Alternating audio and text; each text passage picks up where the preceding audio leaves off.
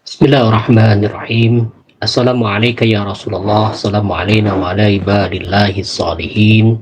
Assalamualaikum jami'an warahmatullahi wabarakatuh. Bapak dan Ibu, kita akan bacakan buku Mengurai Tanda Kebesaran Allah Subhanahu wa taala, terjemahan dari buku Tauhid Al-Mufadhal, yang kata-katanya ini berasal dari Imam Ja'far Al-Shadiq yang kemudian dituliskan oleh Mufadhal bin Umar Al-Ju'fi. Beliau pernah berdiskusi dengan seorang yang ateis, zindik, yang bernama Ibnu Abi Al-Auza, kemudian meminta penjelasan terkait dengan adanya sang maha eksistensi di jagat raya ini, adanya Tuhan di balik semesta ini. Mari kita akan bacakan pada halaman 50 yang terkait dengan batas pertumbuhan fisik hewan dan sebabnya, kemudian gerakan fisik manusia jika tidak terkena penyakit. Bismillahirrahmanirrahim.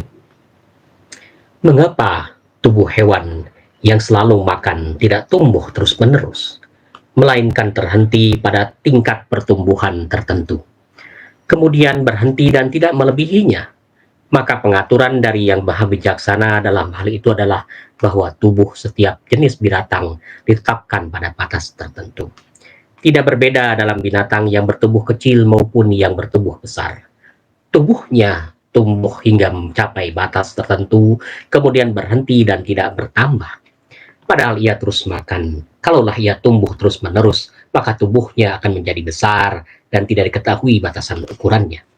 Nah, ini salah satu hikmah mengapa misalkan binatang atau hewan itu makannya banyak, minumnya banyak, mengkonsumsi makanan itu kadang-kadang tidak ada porsinya ya.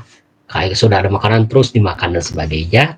Tetapi yang kemudian kita pahami dari sini, penjelasan sini, meskipun banyak makanannya, meskipun banyak makan hewan itu, tetapi pertumbuhan fisiknya itu, tubuhnya itu dibatasi oleh Allah Subhanahu wa taala. Jadi kalau misalkan semut meskipun banyak makannya tetap aja segitu, paling agak gemuk dikit misalkan. Kalau burung pun misalkan begitu, kekenyangan ya akan kembung sedikit tapi tidak akan bertumbuh menjadi besar, membesar dan sebagainya karena ada batasan. Setiap tubuh hewan, binatang itu ada batasan-batasannya. Yang dari kecil, yang besar dan sebagainya gitu ya, kayak gitu. Nah, di sini juga kita akan tahu misalkan manusia beda dengan manusia.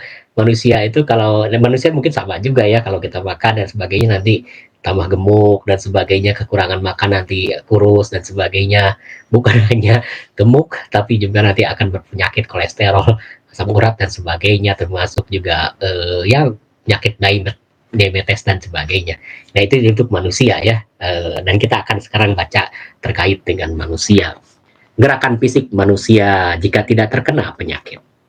Mengapa fisik manusia secara khusus sulit untuk bergerak dan menghindar dari berbuat baik, kecuali untuk memperbanyak keperluan yang dibutuhkannya seperti pakaian, tempat tidur, selimut, dan sebagainya. Nah, ini menarik ya, kenapa manusia itu sangat sulit sekali untuk bergerak dalam urusan yang terkait dengan kebaikan gitu, kecuali urusan makan dan minum gitu ya, kemudian pangan, sandang pangan papan yang begitu gitu. Kalau manusia tidak ditimpa sakit, maka dengan apa lagi ia tercegah dari perbuatan jahat, menjadi tunduk kepada Allah dan mengasihi orang lain. Engkau perhatikan jika manusia ditimpa penyakit, ia menjadi tunduk, patuh, memohon kesembuhan dengan sungguh-sungguh kepada Tuhannya, dan mengulurkan tangannya untuk bersedekah.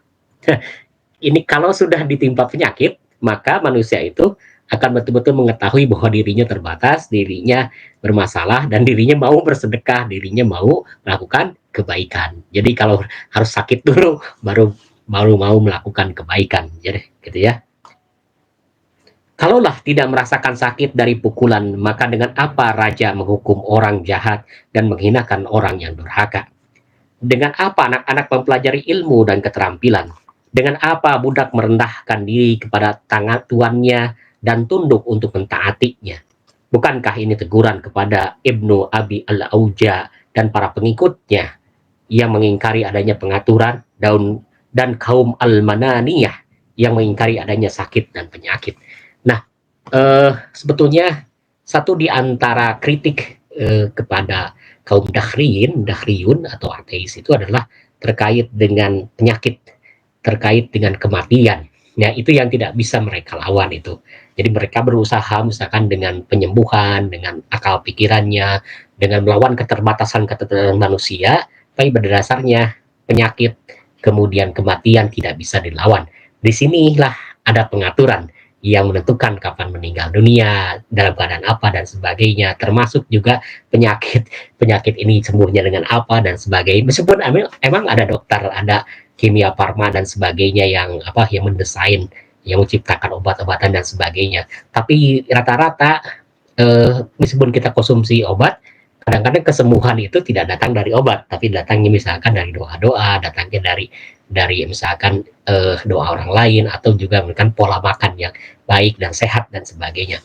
Kalau nggak salah ada seorang filosof, saya lupa lagi nama filosofnya itu, mengatakan bahwa sesungguhnya makanan itu adalah obat gitu. Takarannya gitu ya, kalau makanan kita bagus gitu, makanan kita misalkan tiap pagi makannya sayuran, buah-buahan dan sebagainya, terus diatur diatur tidak kebanyakan dan sebagainya, itu akan membuat sehat.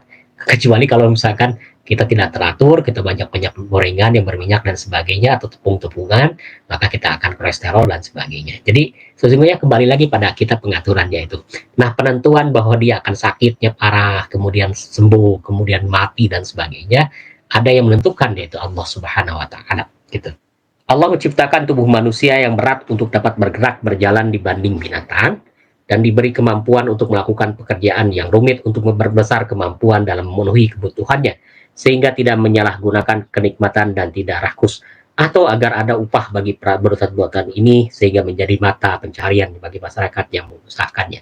Nah, pergerakan manusia juga, kata Imam Jafar As-Shadiq, ditentukan oleh karena faktor-faktor kebutuhan, keinginan dan sebagainya yang terkait dengan memenuhi kebutuhan-kebutuhan harian kita ya.